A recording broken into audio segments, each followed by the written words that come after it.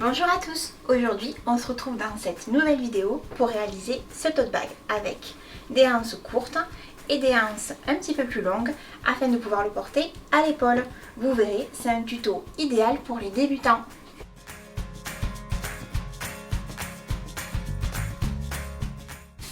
Première étape, le choix des tissus. Vous pouvez utiliser cette popeline de coton, elle est assez fine. Elle est trouvable à peu près partout. Si vous êtes débutant, ça sera parfait et très facile à coudre. Sinon, vous pouvez utiliser du wax, comme celle-ci par exemple que j'avais eu chez Tissus des Ursules. Elle fonctionne parfaitement. Plus le tissu sera épais, plus le sac sera résistant. Donc vous n'avez pas de limitation sur le choix des tissus. Pour ce tuto, je vais utiliser du wax. Comme ça, vous verrez ce que ça donne sur un tissu légèrement plus épais. Avant de passer à la découpe, pensez à bien repasser votre tissu afin de limiter tous les plis et ça sera plus facile pour le découper par la suite. Place à la découpe, donc on va tracer deux rectangles de 40 cm de large et 44 cm de haut.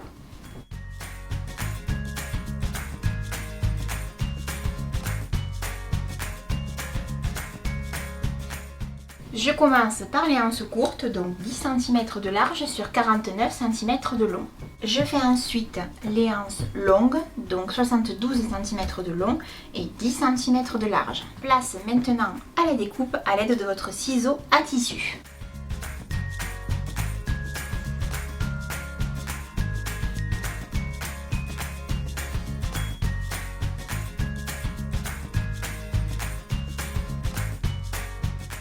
On se retrouve à la fin avec deux grandes bandes pour les grandes anses, deux petites bandes pour les petites anses et les deux grands rectangles pour le corps du sac. Donc on vient prendre chaque pièce et on va surjeter tous les côtés. Alors moi j'utilise une surjeteuse, mais si vous n'en avez pas, vous pouvez utiliser le point zigzag de votre machine à coudre.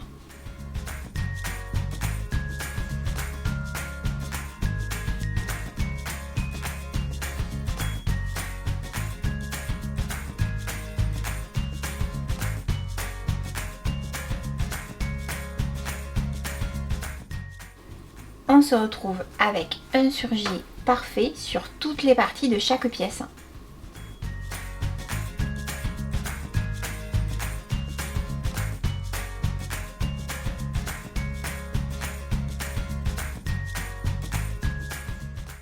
On va commencer par le corps du sac. Faites attention, si vous avez un tissu avec un sens, de mettre le sens du tissu vers le haut. Dans mon cas à moi, les fleurs elles poussent dans tous les sens, donc je n'ai pas vraiment de sens, donc peu importe si les fleurs sont en haut ou sont en bas. On commence, on va se mettre endroit contre endroit du tissu, donc comme ceci. On va venir épingler le premier côté, le bas et le deuxième côté. On laisse bien ouvert le haut du sac. Surtout, on ne le coupe pas. Donc on va venir piquer à 1 cm tout le tour sur les trois côtés. Ici, on vient épingler les trois côtés. Alors moi j'utilise des pinces parce que c'est un petit peu plus rapide et ça tient mieux, mais vous pouvez également utiliser des épingles, ça fonctionne parfaitement aussi. Pareil, on place des épingles tout le long et on viendra ensuite le retourner par les petits côtés juste ici. On plie dans le sens de la longueur, endroit contre endroit, on marque le pli au centre, on aplatit. Normalement, si vous avez choisi du coton, ça s'aplatit très facilement et on vient maintenir avec des pinces ou des épingles. On se retrouve avec toutes les anses préparées. On va venir piquer juste ici, là où on a placé les pinces. On vient se positionner à 1 cm du bord du tissu. Alors pour ma part, la pointe de mon protège-doigt fait parfaitement 1 cm. Sinon, vous pouvez utiliser ce type d'outil pour vous faire un guide de couture sur tout le long de votre piqûre.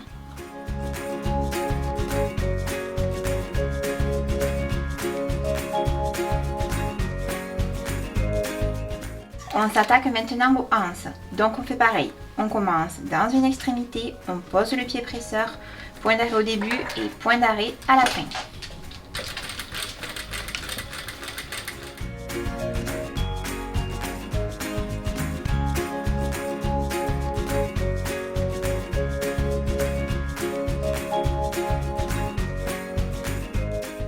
On vient maintenant couper tous les petits fils. Alors, si vous avez comme moi plein de petits bouts qui ressortent du surjet ou autre chose, vous pouvez utiliser un briquet pour fixer les fils et ça vous évitera que ça s'effiloche un petit peu. Normalement avec le surjet et tout, ça devrait aller. Mais dans le doute, passez-y un petit coup. Voilà, comme ça, vous n'avez plus rien et c'est parfait. Vous avez ici le corps du sac, les petites anses et les grandes anses. Pour le moment, on va laisser de côté le corps du sac et on va s'occuper uniquement des anses. Donc la première étape, ça va être de le retourner. Donc on va utiliser ce petit outil. Alors si vous n'avez pas ce petit outil, ça c'est un outil guide-passe de chez Prime. Mais vous pouvez utiliser totalement une baguette chinoise ou un pic à brochette si vous n'avez pas, une aiguille à tricoter, ça fait l'affaire aussi. On rentre l'outil coloré, donc la partie tube, à l'intérieur de l'objet. On rentre le tissu à l'aide de la baguette.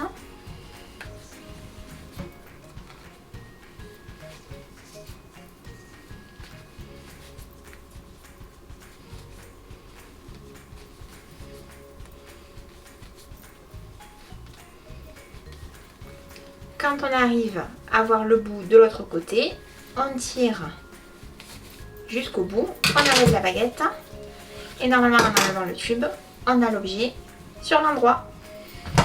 Et on fait de même pour les autres anses. On reprend notre corps du sac qu'on va venir retourner et positionner sur l'endroit. On ouvre avec la grande ouverture qu'on a laissée, on retourne, on fait bien ressortir les angles, comme ceci. Hop, on fait bien ressortir les angles. Vu que c'est un tote bag, c'est un sac plat, donc il n'y a pas d'angle en relief. Donc on fait bien ressortir les angles.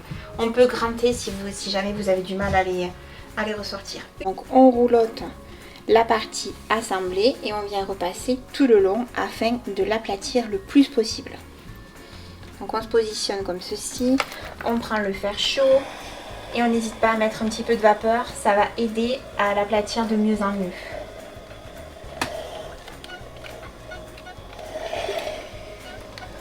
Voilà. Une fois terminé, on se retrouve avec quelque chose comme ceci.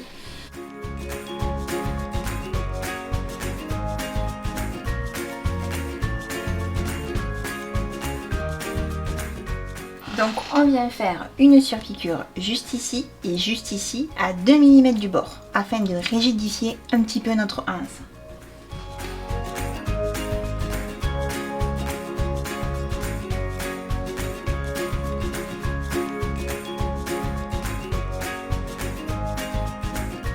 On reprend le haut du sac, on se positionne sur l'envers et on va venir faire un premier repli de 3 cm pour avoir l'emplacement de l'ourlet du haut et des anses.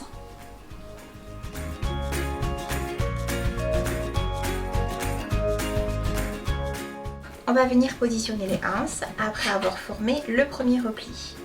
On va mesurer 10 cm de chaque extrémité et on va venir positionner les anses. Le premier côté, hop, et le deuxième côté, on commence par les anses les plus courtes et on fait attention à ne pas vriller tout le tour, que ça soit bien rectiligne.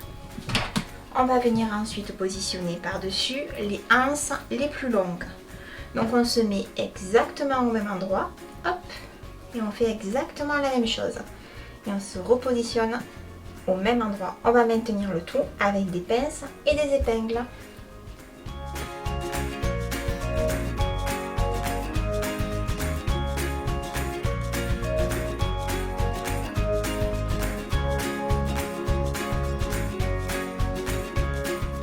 On fait exactement la même chose de l'autre côté en se basant sur les premières anses pour qu'elles soient bien alignées. On commence par la plus petite qu'on positionne dessous au même niveau que la précédente et on fait ensuite la plus grande qu'on positionne par-dessus.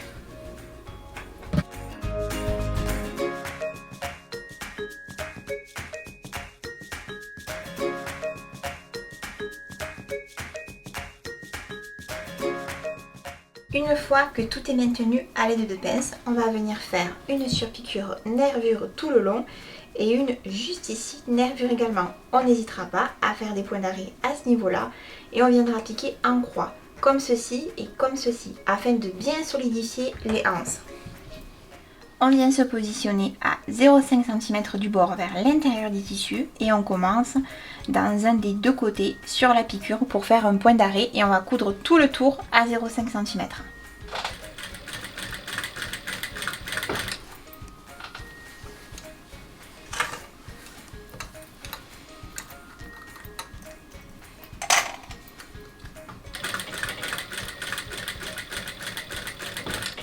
Quand on arrive au niveau des hanches, si vous avez un petit peu trop d'épaisseur, je vous invite à lever votre pied presseur et on n'hésite pas, on va faire un point d'arrêt ici et un point d'arrêt juste ici pour bien solidifier la couture.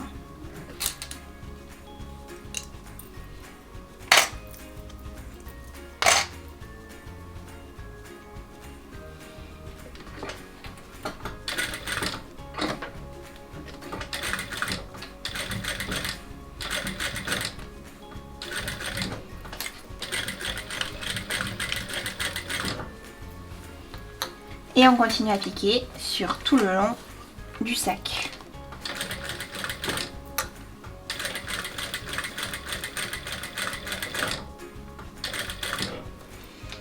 Quand on arrive à la deuxième anse, on fait exactement pareil.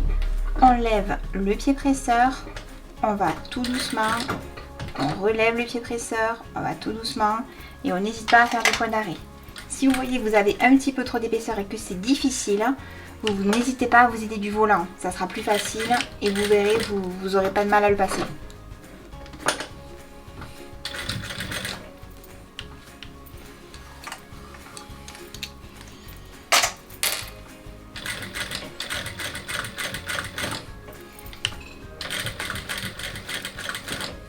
Et on continue tout le long du sac.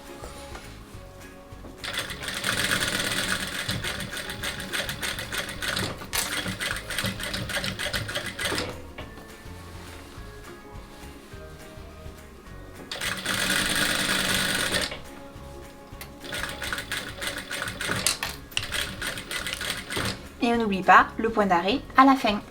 On se retrouve avec quelque chose comme ceci. On va venir maintenant faire une surpiqûre tout le long du bord à 2 mm. On vient commencer au même endroit qu'au début, dans un des deux côtés du sac.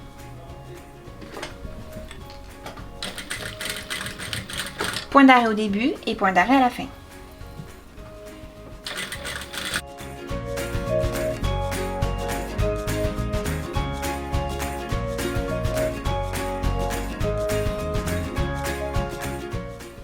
On se retrouve donc avec quelque chose comme ceci. Maintenant, on va venir faire une croix de couture comme ceci pour solidifier les deux piqûres. Donc une dans ce sens, une dans ce sens. Pareil sur l'autre anse. Donc on se positionne ici, une croix comme ça, une dans ce sens, une dans ce sens. Pour faire la croix, on se positionne dans un des angles. Hop, on pose le pied presseur, on plante l'aiguille et on va coudre en diagonale. Hop, jusqu'à l'autre extrémité, c'est-à-dire jusqu'à notre premier point d'arrêt du début. On n'hésite pas, on fait un point d'arrêt au début, hop, et on va tout le long. Et là, on va s'arrêter pile sur notre point d'arrêt. C'est un petit peu technique, mais normalement, vous devriez réussir. Il suffit de coudre tout droit. Une fois terminé, on se retrouve avec une croix dans ce sens et dans ce sens. Il ne nous reste plus qu'à faire toutes les autres anses. Si vous souhaitez faire une piqûre ici et une piqûre ici de maintien supplémentaire, vous pouvez. Dans mon cas, je ne vais pas le faire parce que ça tient assez bien, donc je vais le laisser comme ça. Et voici le tote bag terminé que vous pouvez porter à la main avec les petites anses ou à l'épaule avec les grandes. N'hésitez pas à me taguer sur les réseaux sociaux quand vous l'aurez réalisé. Et je vous dis à bientôt dans une prochaine vidéo.